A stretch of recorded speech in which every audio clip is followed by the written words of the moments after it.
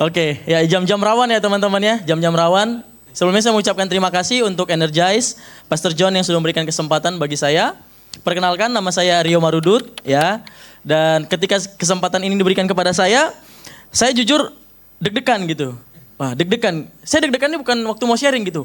Wah, saya gimana ya untuk bisa masuk outfit check konten gitu ya.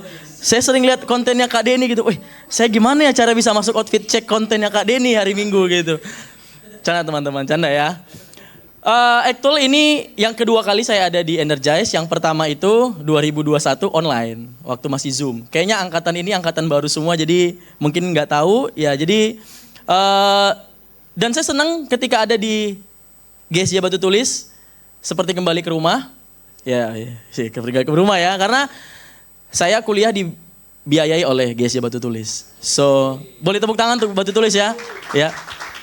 Gereja ini banyak memberkati orang-orang, so ketika ada kesempatan diberikan kepada saya untuk hadir di tempat ini dan wah ini kesempatan bagi saya untuk kembali memberikan yang terbaik bagi gereja yang sudah memberkati saya sebelumnya. Bahwa ketika saya kuliah, gereja ini memberkati saya. Oke, tema yang diberikan kepada saya dalam minggu ini adalah Purifying Our Love ya. Bagaimana kita memurnikan kasih kita, bagaimana kita menyatakan kasih kita dengan cara yang tepat ya.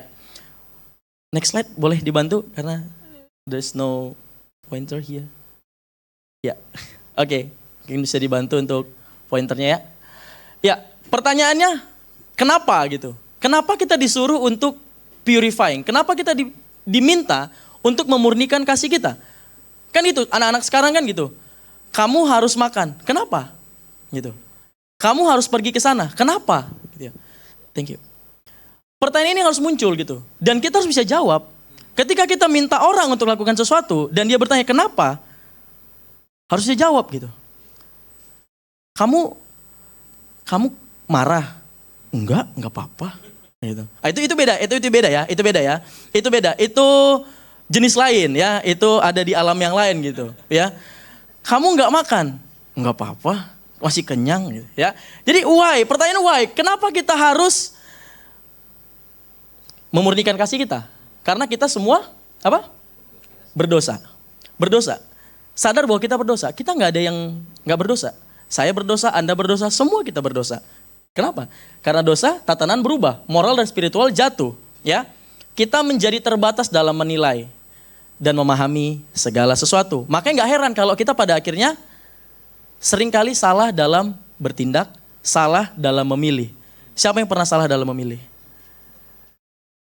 Ya, apakah orang di sebelah Anda adalah pilihan yang salah dalam hidupmu? Oh enggak ya. Semoga tidak salah ya dalam hal-hal tertentu ya. Jadi enggak heran kalau pada akhirnya kita salah dalam memilih dan bertindak. Kenapa? Karena pandangan kita terbatas. Pandangan kita sangat terbatas, guys, ya. Nah, ini yang menjadi pertanyaannya.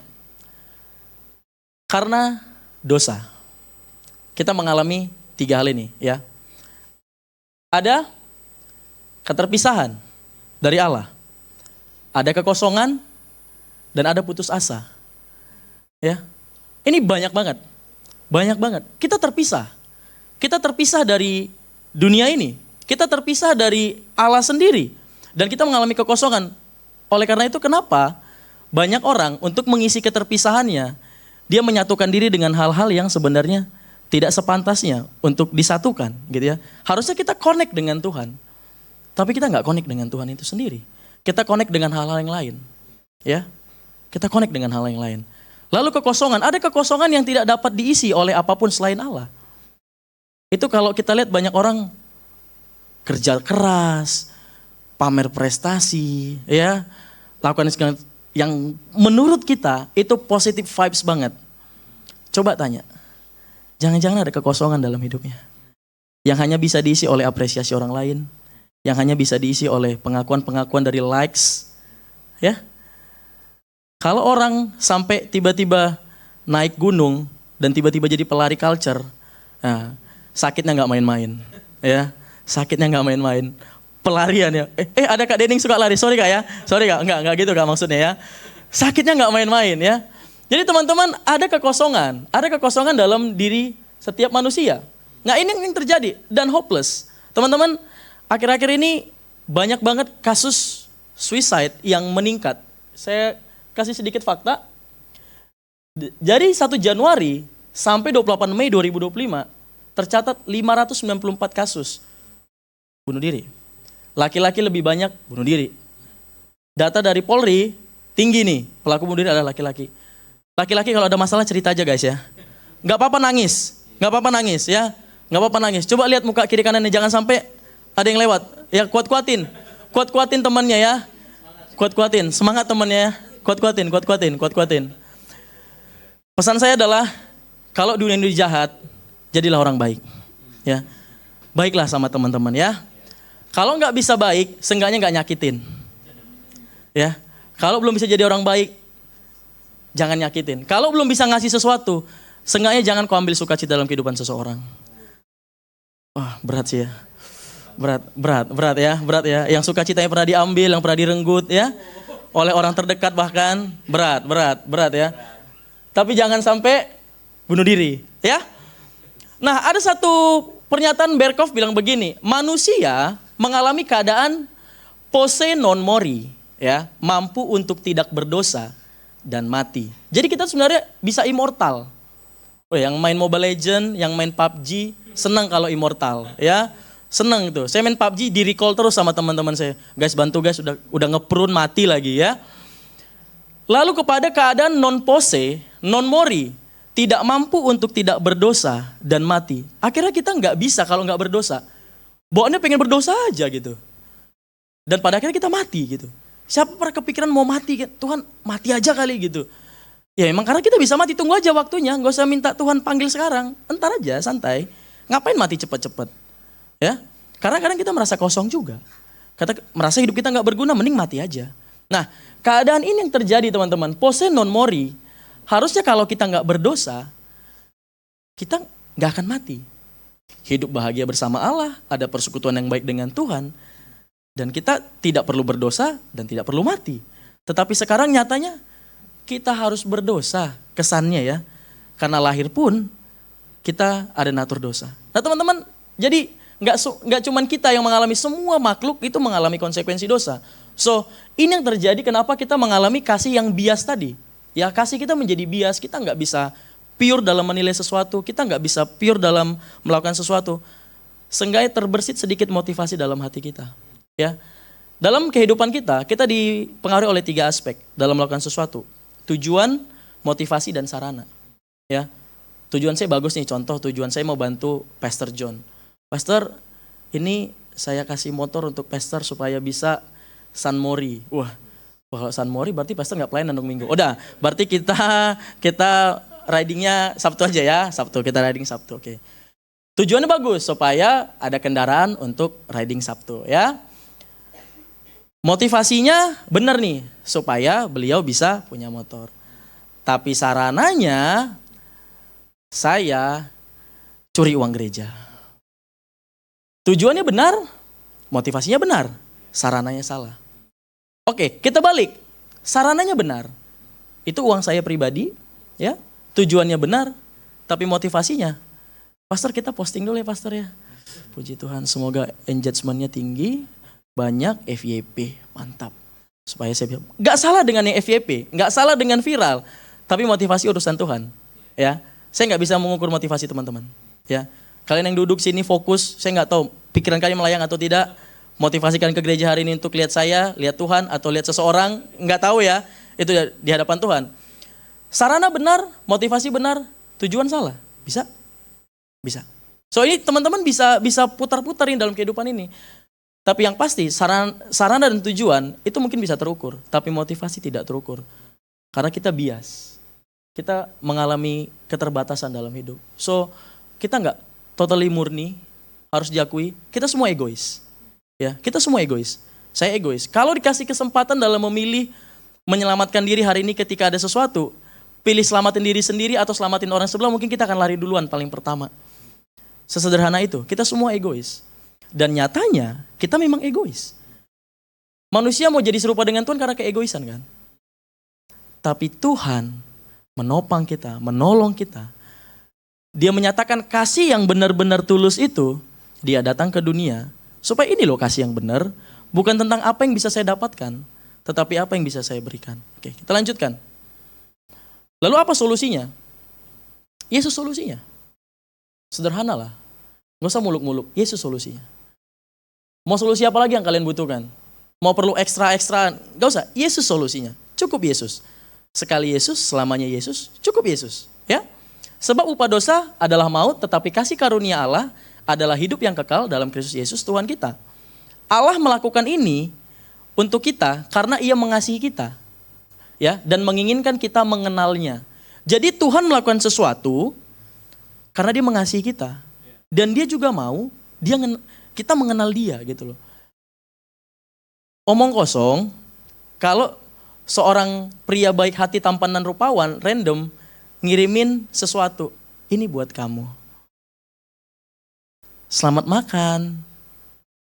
Ada apa kak? Enggak kok, kita cuma teman. Tolong bijaksana dalam memahami itu ya. Pasti ada motivasi di baliknya. Tapi Tuhan cuman mau kita mengenal Dia. Kita ciptaannya Dia gitu. Kita ada interaksi dengan Tuhan. Kita ada koneksi dengan Tuhan sebenarnya. Tapi karena dosa kita terpisah. So Tuhan mau kita kembali sama Dia. Teman-teman, kalau kalian punya barang atau sesuatu yang hilang gitu, pasti kalian cari. Atau mungkin sesuatu yang, ini kemana ya? Baru sadar hilang, kita berupaya cari. Dan ketika kita cari dan ketemu, kita akan simpan baik-baik lagi. Jangan sampai hilang. Ya, Raisa bilang aja ada kali kedua gitu. Jadi kita ada kesempatan untuk punya lagi, kita simpan ya. Jangan sampai hilang. Ya. Mengapa bukan mengenal diri sendiri dulu baru mengenal Allah? Nah ini pertanyaannya. Ada yang bisa jawab? Kenapa harus kenal Tuhan dulu? Kenapa nggak kenal diri sendiri? Bukankah dunia bilang, kenali dirimu? Bukankah dunia bilang kenali dirimu? Ya, coba kita bisa kenal diri kita. Bisa nggak kita mengenal diri kita sendiri? Ada yang bilang bisa? Gak usah kenal Tuhan dulu deh. Anggap Anda seorang ateis, agnostik, atau Anda seorang yang menyembah beruang kutub. Gitulah. Ya, coba kalian bisa nggak mengenal diri kalian sendiri tanpa mengenal Tuhan? Mungkin bisa tapi bias. Bisa tapi bias. Ya, jadi kita mengenal diri kita bisa, tetapi bias. Karena apa? Karena kita melihat berdasarkan apa yang lingkungan kita katakan tentang kita. Kita bisa menilai diri kita berdasarkan apa yang sudah kita lakukan, sehingga itu menjadi sebuah patokan bahwa apa yang saya lakukan ini menentukan masa depan saya dan inilah saya. Tapi Tuhan nggak bilang gitu. Makanya kita kenal Tuhan dulu, baru kita bisa kenal diri kita. Tuhan yang menjelaskan siapa kita. Sebelum engkau ada, aku sudah mengenal engkau. Ya, engkau berharga di mataku. Ya, aku menenun engkau dalam kandungan ibumu. Segala sesuatunya Tuhan sebutkan semuanya. Ya, so kita melihat diri kita berharga pada akhirnya. Kita melihat diri kita penuh kasih. Kita melihat diri kita penuh dengan hikmat Tuhan, dipenuhi dengan kasih Tuhan, sehingga kita bisa mengenal diri kita yang sesungguhnya. Kalau kita bicara dunia ini bicara tentang kita, wah, kayak kita udah lama nggak di sini gitu. Kita pada akhirnya merasa hopeless. Ya, dunia ini hopeless. Tekanan-tekanan itu ada di kepala kita. Ya, pertarungan terberat itu di sini, teman-teman. Ya, di luar bisa hihihehehe gitu. Di dalam gitu ya, gitu. Dunia kejam, teman-teman. Dia dunia kejam. Yang mungkin yang mulai memasuki tahap-tahap dewasa, semangat, teman-teman ya, semangat. Saya kalau bisa balik masa SD lagi nih, minta uang jajan, tinggal sekolah, tidur ya, plus main PS. Nah, kita tidak akan pernah bisa mengenal diri kita secara utuh karena kita memang sudah jatuh. Ya, ini penting. Kita nggak bisa, ya. Jadi kita hancur total, hancur lebur, ya, hancur lebur.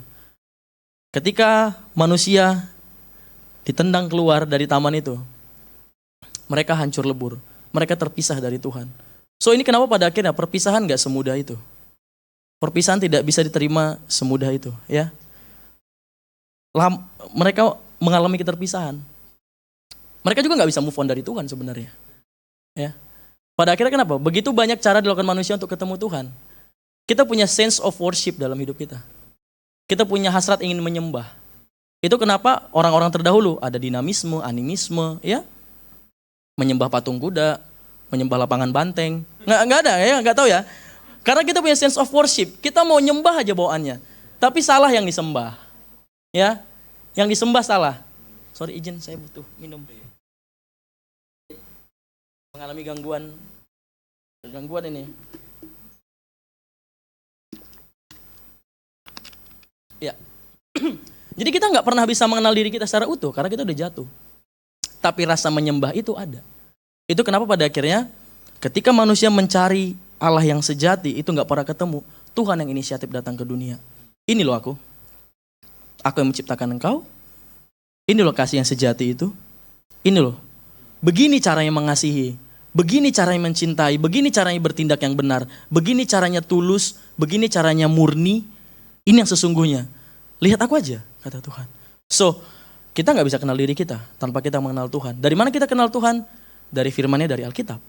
Dan kita juga dijelaskan seperti apa kita manusia, kejatuhan kita, sampai proses kita diselamatkan. Ada di sana.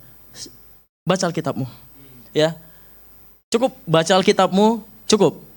Kalau engkau cari ekstra book ya, self improvement, tanya Kak Denny aja deh. Ya, tanya Kak Denny aja. Sama link Shopee-nya juga dia punya itu. Tenang aja ya. Dia beli di mana-mana dia punya. Jadi baca Alkitab untuk mengenal dirimu dan Tuhanmu, ya. Lalu selanjutnya apa? Oh iya, saya kan berdosa. Iya benar juga ya. Dan saya juga pada akhirnya tidak berdosa dan tidak mati. Tapi solusinya Yesus. Oke, selanjutnya apa? Setelah saya tahu Yesus solusinya, lalu apa yang harus saya lakukan? Menyadari keterbatasan kita sebagai ciptaan yang berdosa di hadapan Allah.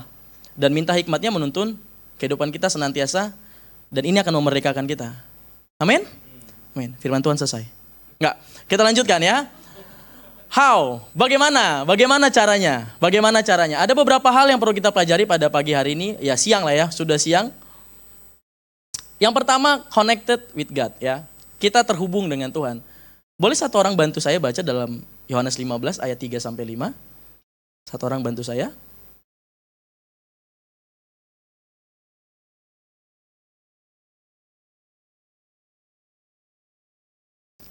Ya, Yohanes 15 ayat 3-5.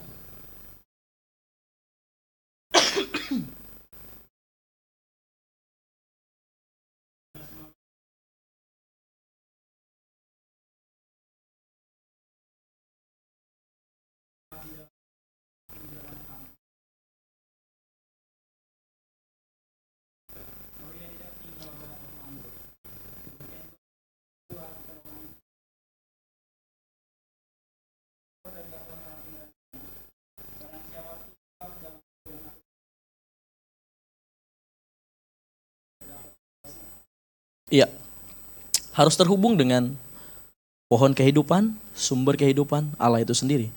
Jadi ini yang paling penting teman-teman. Jadi Tuhan yang tidak terbatas memilih menjadi terbatas karena Ia mengasihi kita. Teman-teman, Tuhan immortal, ya. Tiba-tiba pas jadi manusia mati, ya. Hal ini memberi kesan bahwa Allah ingin mengatakan, aku akan menyesuaikan diri denganmu. Aku berubah bagimu, aku akan melayanimu, walaupun itu berarti pengorbanan bagiku. Wah gila. Ini ada satu konten yang menarik. Kamu mau cowok yang seperti apa? Bisa merubah air menjadi anggur. Oh itu spek Yesus ya. Itu spek Yesus ya, spek Yesus. Perempuan mana yang gak kelepek-kelepek sama spek Yesus gitu ya. Ini jadi manusia ya.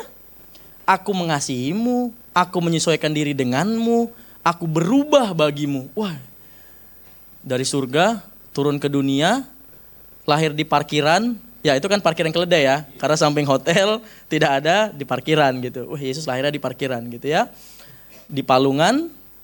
Dan ini suatu yang sangat gak masuk akal sebenarnya ya. Aku akan melayanimu, walaupun itu berarti pengorbanan bagiku. Nah yang dituntut manusia kan kadang ini nih. Menyesuaikan, berubah. 4 tahun bareng kok kamu gak ada perubahan sih sama aku. Dan pertanyaan setiap hari, kamu sayang gak sih sama aku? Bisa gak sih pertanyaan itu dirunut aja gitu. Maksudnya nanti aja gitu dikeluarin. Tiap hari keluar ya. Dan aku akan melayani walaupun itu berarti pengorbanan bagiku. Berapa banyak kita yang siap berkorban? Ya. Berapa banyak kita siap berkorban? Gak mudah teman-teman pengorbanan ya. Saya kurang lebih 10 tahun merantau dari 2014 sampai tahun ini. Ya sempat 1 tahun pulang di rumah di Jambi. Dan selama 10 tahun ini, saya nggak sama-sama orang tua saya. Ada satu kesedihan yang menurut saya terjadi bahwa saya pergi, orang tua menua tanpa ada saya. Ya, meskipun saya akan menua bersama seorang yang lain dalam kehidupan saya, tapi orang tua saya menua tanpa saya, sedih. Sedih, ada satu kesedihan. Tapi ini satu konsekuensi yang saya ambil ketika saya melayani Tuhan. Kalau saya pun di sana, saya bisa berbuat apa untuk orang tua saya? Tapi satu yang saya percaya bahwa tanpa saya pun Tuhan bisa bertindak. Ya, saya nggak mau jadi messianic syndrome dalam kehidupan orang tua saya. Tuhan yang bekerja atas kehidupan mereka dalam kehidupan saya. Sampai hari ini Tuhan sertai kok. Tuhan berkati. Jadi ada satu pengorbanan yang saya lakukan. Karena saya pikir ketika saya dipanggil untuk melayani Tuhan, pengorbanan yang saya lakukan gak sebanding dengan apa yang sudah Tuhan berikan dalam kehidupan saya dan keluarga sampai hari ini.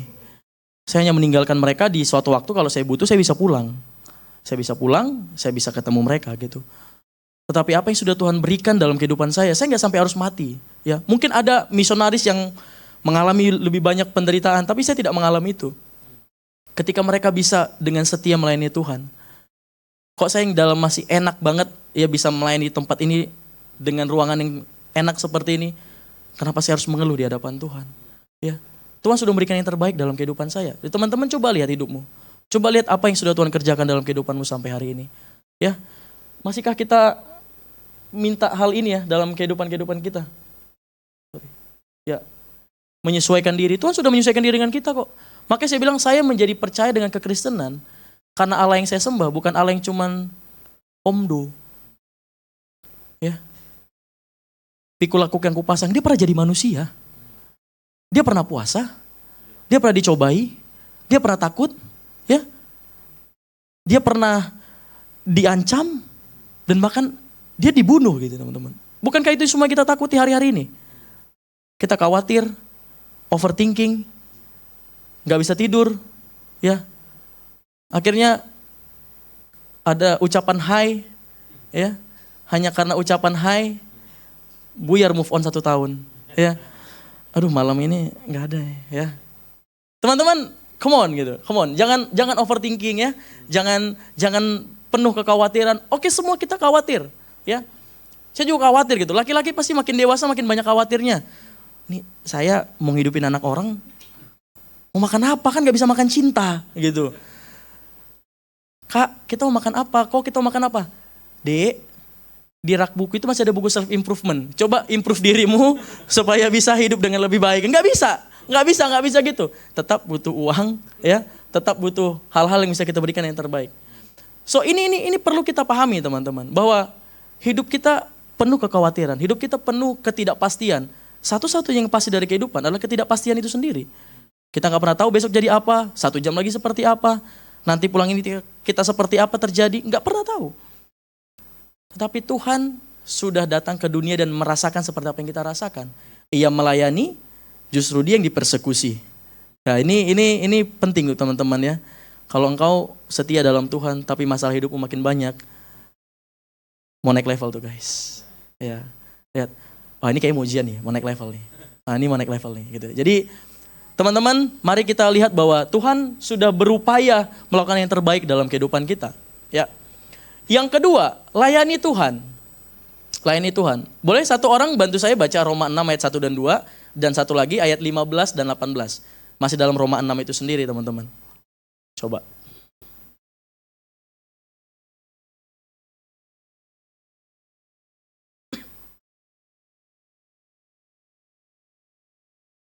Oke, satu orang boleh bantu baca dari depan.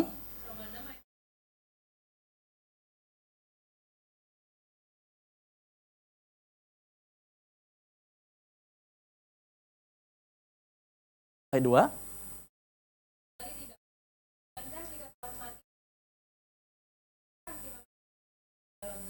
Oke, ayat 15. Jadi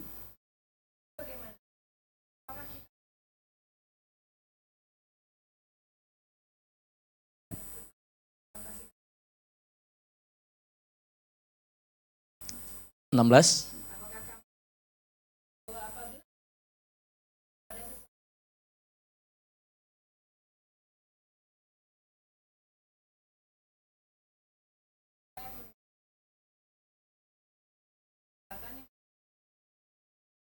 Terima kasih.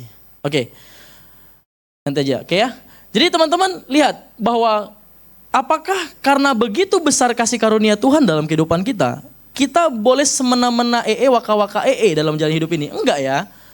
Enggak gitu teman-teman.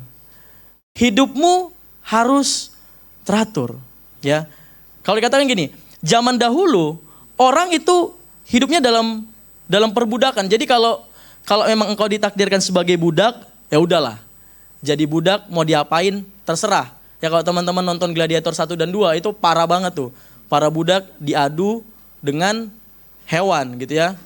Kalau kita kan sering diadu sama teman-teman kita aja tuh, ya diadu ya. Dulu diadu sama hewan dan itu parah banget. Dan itu terjadi seperti di zaman itu benar-benar terjadi. Dan orang-orang percaya banyak mengalaminya. So, kita bersyukur bahwa Tuhan kita adalah Tuhan yang baik. Jadi ketika kita melayani Tuhan, kita di bawah perhambaan yang benar. Bukan perhambaan yang membawa kita kepada kebinasaan, tetapi perhambaan yang membawa kita kepada kemerdekaan yang kekal. Nah ini yang penting teman-teman. Jadi jika kita bicara mau memurnikan kasih, ya kita harus ada dibina, kita dididik, dan kita menghamba kepada sumber kasih itu sendiri. Nggak bisa kita bilang kita mau belajar kasih, tapi kita menghamba kepada mamon, ya, kepada dakjal gitu. Nggak ada ya. Kita menghamba harus kepada Tuhan, ya, karena Dia sumber segala sesuatunya. Teman-teman mau belajar apa dari Tuhan? Tuhan kasih segala sesuatu dalam kehidupan kita. Nah ini yang penting teman-teman ya. Penting kita pahami. Kebebasan bukanlah ketiadaan batasan, melainkan menemukan peraturan yang benar, yang sesuai dengan atur kita, yang memerdekakan kita. Jadi jika kita melayani Tuhan, itu kita bebas sebenarnya. Nah dan kebebasan yang sebenarnya bukan kebebasan tanpa batasan, tetapi kebebasan yang ada aturan, yang sesuai dengan atur kita. Tuhan itu menyesuaikan, nyetel kita dengan baik. Ya, teman-teman kalau ada di antara teman-teman yang tertarik dengan dunia robotik, dengan dunia bikin sesuatu yang ya teknologi lah, pasti dalam proses penciptaan itu disesuaikan dengan kebutuhan. Ya. Disesuaikan dengan kebutuhan. Robot mobil untuk ciptain mobil, robot motor untuk motor ya. Bahkan untuk blender sekarang sudah ada ya. Ya kan robotik kecil itu untuk bikin blender. So, ketika kita ciptakan Tuhan, kita punya tujuan. Kita punya purpose dalam kehidupan ini. Tapi ketika dosa masuk itu kan jadi bias tadi saya katakan.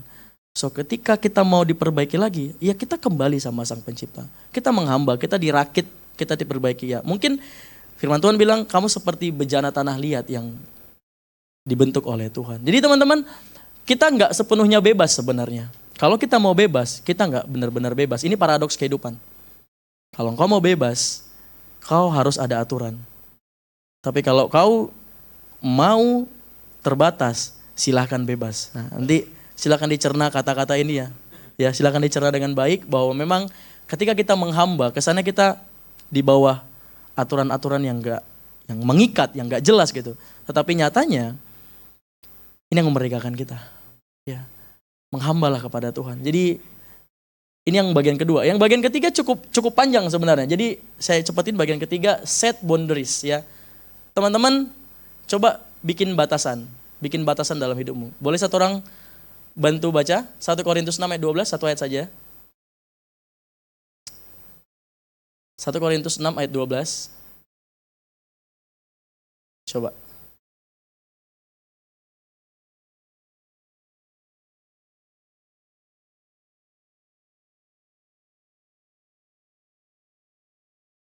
Yep. Set boundaries. Bikin batasan teman-teman. Batasi dirimu. Batasi dirimu. Ya. Bukankah memang seharusnya setiap hubungan ada batasnya? Ya. Dan siap membatasi diri masing-masing terhadap yang lain. Aku udah kenal dia sebelum dia jadian sama kamu. Bodoh amat. Bodoh amat. Ya. Sekarang dia sama aku, yang lalu bodoh amat ya. Sekarang sama aku ikutin dong gitu. Ketika kamu mau masukin satu tempat, kamu harus ikutin aturan sebenarnya. Saya masuk sini gitu. Mungkin kalau saya di gereja saya bisa kali ya, saya baring dulu bentar di kursi. Coba tadi saya baring-baring. Ini siapa orang? Weh, keluar ya gitu. Mungkin kalian usir ya gitu. Ada aturan.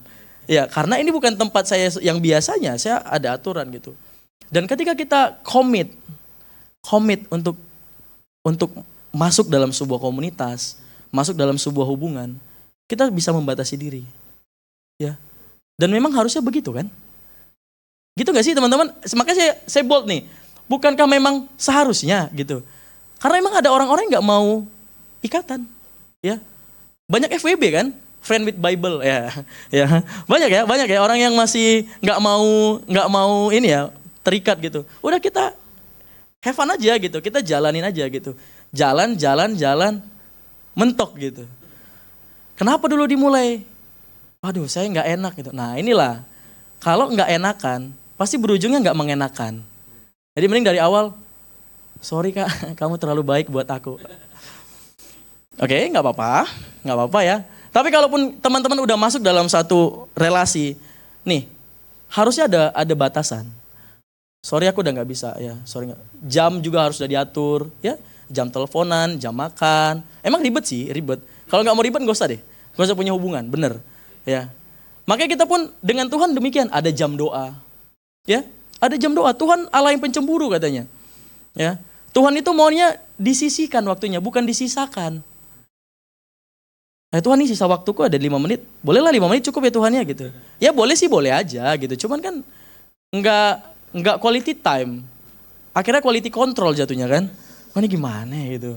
Udah enggak, hari ini worst banget kehidupan kamu gitu. Teman-teman harus lihat ya bahwa setiap hubungan ada batasnya. Ketika kita sudah memilih Tuhan, I follow you gitu.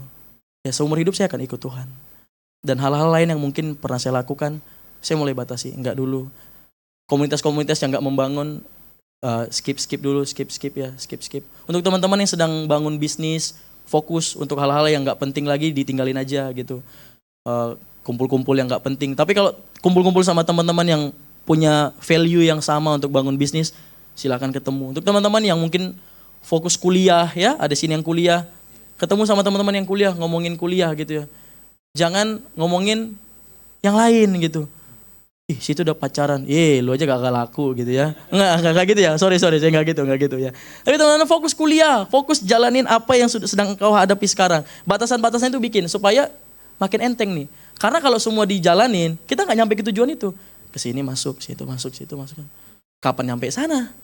Gitu loh. Jadi ada batasannya. Nah ini yang penting kita lakukan dalam kehidupan kita. Kekristenan memang terkesan eksploitatif dan posesif. Iya juga ya. Iya juga. Kita disuruh menghamba terus kita nggak boleh sama yang lain gitu. Ini mas saya dieksploitasi nih. Ini Allah kita kok posesif banget sih gitu. Namun ini baik. Kita tahu batasan yang kita miliki adalah batasan yang benar. Karena relasi kekristenan bukan haruslah relasi yang menurut cara kerja Allah. Allah yang ilahi yang memiliki segala kuasa. Jadi poinnya gini. Saya yang menyesuaikan diri dengan Allah. Tidak boleh Allah yang menyesuaikan diri dengan saya. Sekarang maunya apa? Ya kalau memang kamu Tuhan yang baik, gini dong gitu.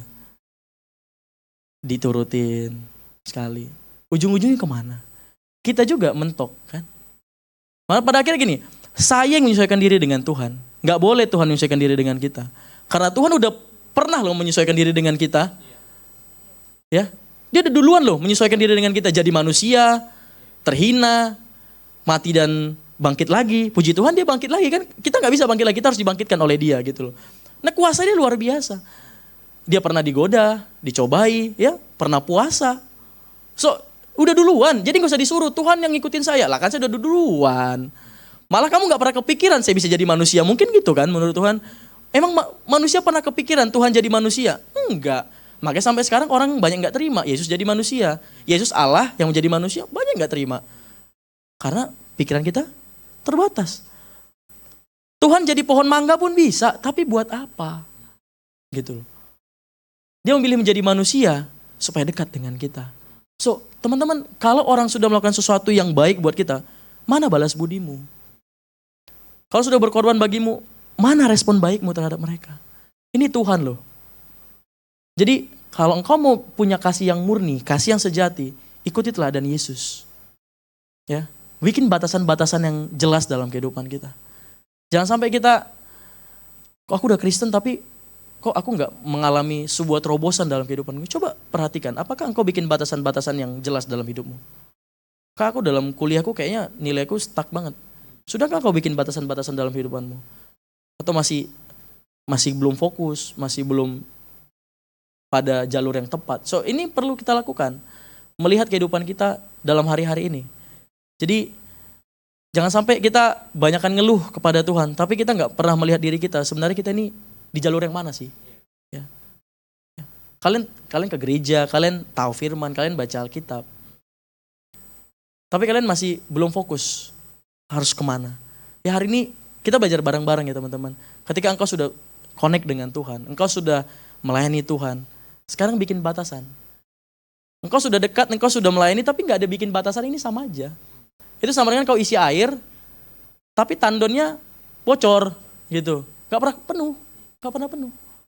Batasan-batasan inilah yang perlu kita perhatikan. Ya, kebebasan tidak dapat didefinisikan sebagai istilah negatif yang kaku, sebagai ketiadaan batasan. Kenyataannya dalam banyak kasus, pembatasan dan peraturan sebenarnya adalah sarana bagi kebebasan. Jadi teman-teman, kalau teman-teman pernah berkendara dan teman-teman gak bawa surat-surat lengkap, pasti panik. Panik gak? Panik lah, masa enggak gitu. Tapi waktu saya pertama kali punya SIM, ada razia, saya petenteng. Pak polisi, ayo tangkap saya, surat saya lengkap hari ini gitu. Nggak dinotis sama polisinya, cuman kalau waktu nggak ada gitu kayak seakan-akan tatapannya itu, wah ini mangsa hari ini gitu. Karena emang rasa takut itu muncul dari hati kita. Kalau kita melanggar aturan atau kita nggak sesuai dengan alur yang tepat, tertuduhlah. Tuduhan itu ada dalam hati kita. Tapi ketika kita hidup benar, kita hidup lurus, kita sesuai aturan, ada pada batasan yang benar, santai aja. Nggak apa-apa. Masalah mau datang, ayo maju sini. Masalah mana hari ini mau datang? Persoalan mana yang mau datang? Mau dirapel bulan ini, gas. Yuk masuk. Aku bersama Tuhan kok, santai aja gitu. Tapi kalau kita juga nggak bener-bener banget di hadapan Tuhan, masih kesana kesini. Masalah boleh nggak ntar dulu? Satu-satu ya, jangan keroyokan. Kalau berkat keroyokan boleh gitu ya. Saya kadang bingung ya kalau ada yang bilang, saya dikejar berkat gitu. Ih, gimana rasanya dikejar-kejar berkat gitu. Ini kayaknya masalah terus yang ngejar-ngejar gitu ya. Aduh, pengen gitu dikejar-kejar berkat yang luar biasa ya gitu.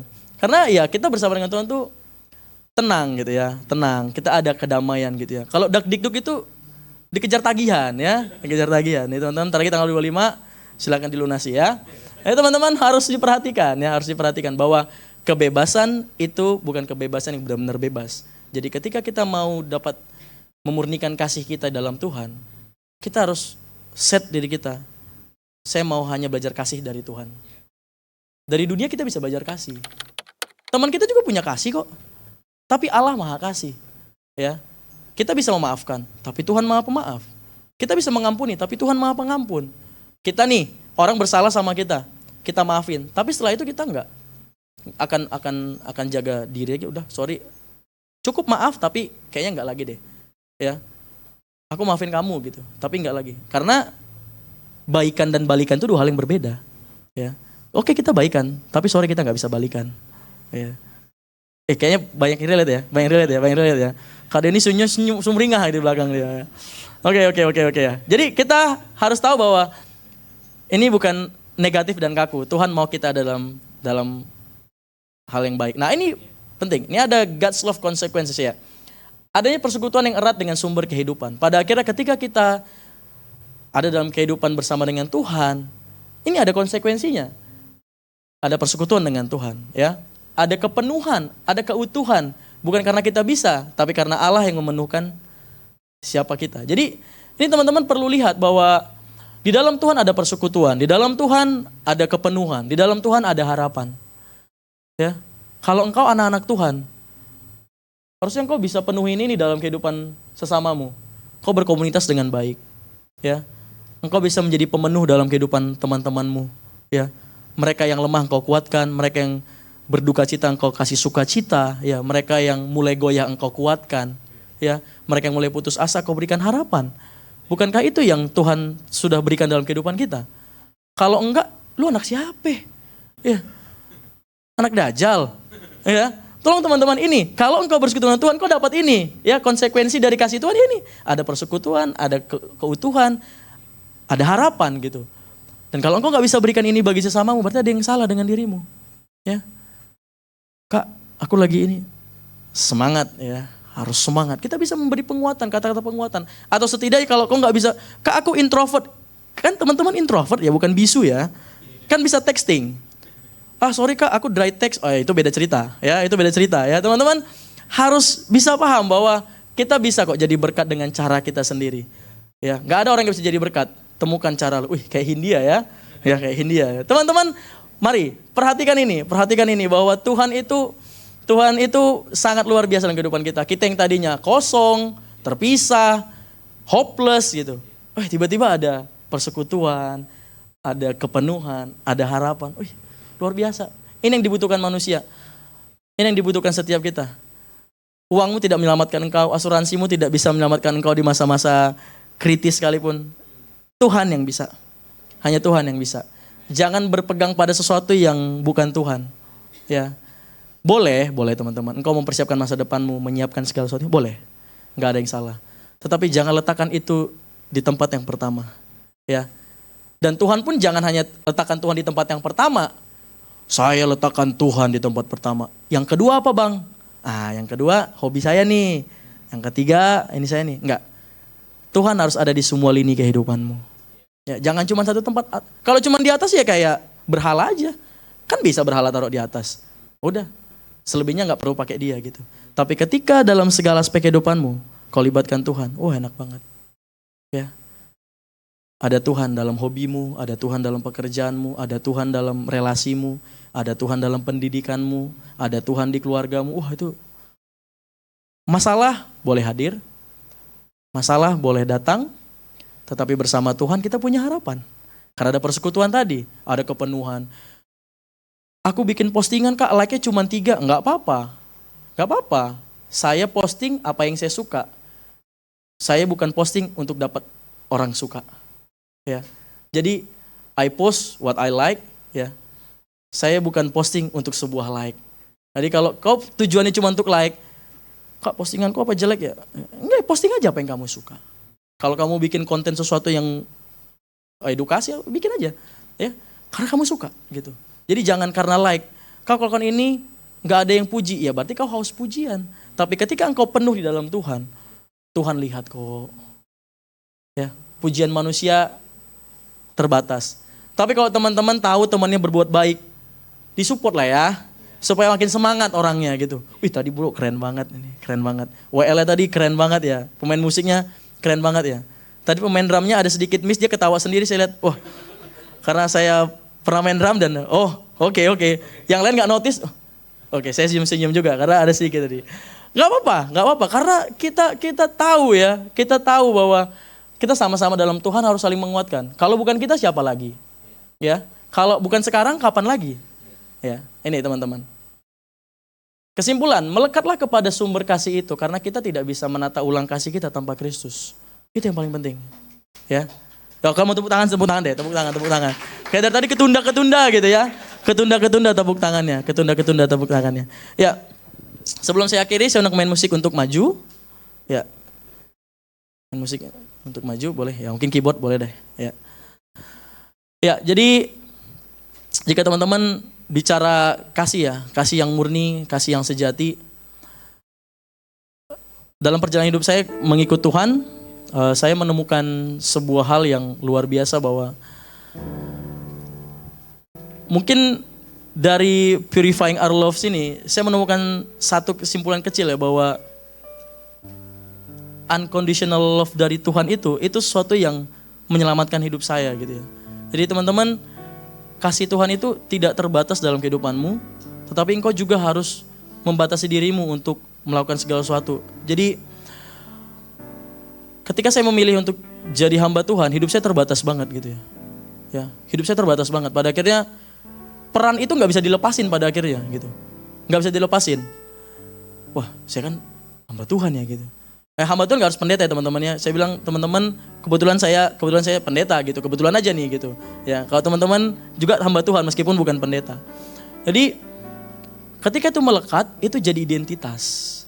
Nah, ketika itu jadi identitas saya kadang kalau mau lakukan sesuatu, kayaknya ini gak seturut dengan Tuhan nih. Pernah melanggar ya pernah, tapi pada akhirnya tuduhan itu datang dalam hati. Dan itu menjadi guidance dalam kehidupan setiap kita. Jadi teman-teman, untuk engkau yang hari ini mungkin merasa bahwa aku aku kayaknya belum murni juga di hadapan Tuhan. Aku belum sepenuhnya utuh di hadapan Tuhan. Aku masih bias nih untuk mengasihi sesamaku, mengasihi orang lain dan mengasihi Tuhan bahkan ya. Kalau engkau masih merasa bahwa di keluargamu engkau belum penuh kasih, di keluargamu engkau masih memerlukan kasih, lihat kasih Tuhan dalam hidupmu. Kalau engkau dalam relasi-relasimu engkau merasa bahwa engkau sudah melakukan yang terbaik bagi sesamamu tapi gak dapat feedback yang sebanding. Kalau orang sekarang bilang itu hubungan yang toksik gitu. Coba renungkan kembali relasi-relasimu di hadapan Tuhan. Apakah layak dilanjutkan? Atau I'm quit, I'm down dengan relasi-relasi itu? Ya, karena Tuhan mau engkau bertumbuh. Ya. Kalau engkau dalam sebuah hubungan yang mungkin dalam serius ya, gak apa-apa, gak semua jadi pasangan. Kadang beberapa jadi pelajaran gitu aja. Ya, kadang jadi pelajaran. Oke, teman-teman ya. Gak apa-apa 3-4 tahunmu berakhir sia-sia gitu. Daripada engkau harus minta maaf sama keturunanmu kelak bahwa engkau salah milih pasangan gitu. Maaf nak, papa salah pilih mama. Maaf nak, mama salah pilih papa gitu. Mana gak bisa direturn ya. Gak bisa gitu. So, pastikan. Kalau orang tua kita gak bisa pilih. Orang tua kita gak bisa pilih. Mereka juga terbatas. Literasi mereka terbatas dalam mendidik kita. Mungkin zaman itu literatur nggak sebanyak sekarang. Sekarang kita sudah punya banyak sistem parenting. Mau VOC ada, Nikita Willy ada gitu ya. Nikita Mirzani juga bisa gitu. Ada banyak cara parenting sekarang. Tapi ingat, letakkan Tuhan di proses-proses pertamamu itu, letakkan Tuhan semuanya gitu ya. Tuhan, aku mau ini, engkau ada bersamaku. Tuhan, keluargaku seperti ini. Gak apa-apa Tuhan, karena ada Tuhan pasti semua berjalan dengan baik-baik saja. Tuhan, relasiku sedang terguncang bersama pasangan, bersama teman, bersama siapapun.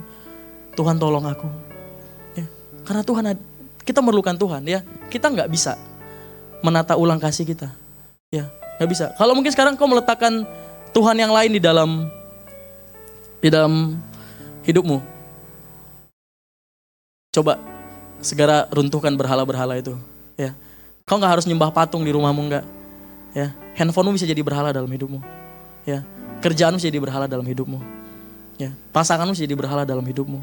Bahkan pelayanan ini bisa jadi berhala.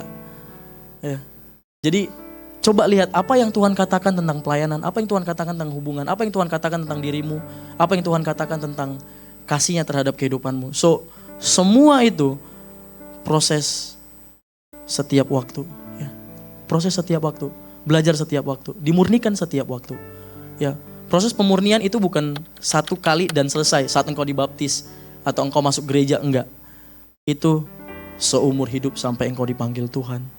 Ya, jadi hari ini saya berharap setiap kita, saya dan saudara dan teman-teman semua, kita kembali dengan perspektif yang baru di hadapan Tuhan. Kita kembali dengan harapan yang baru di hadapan Tuhan. Kita kembali dengan suatu tujuan yang baru di hadapan Tuhan. Tuhan, tujuanku untuk mengasihi engkau seumur hidupku, karena engkau terlebih dahulu mengasihi aku. Fokuskan kehidupanku, murnikan hatiku. Jangan sampai aku salah dalam menilai, salah dalam bertindak. Supaya Tuhanlah yang menjadi guidance dalam kehidupanku. Saya undang semua untuk makin berdiri bersama-sama.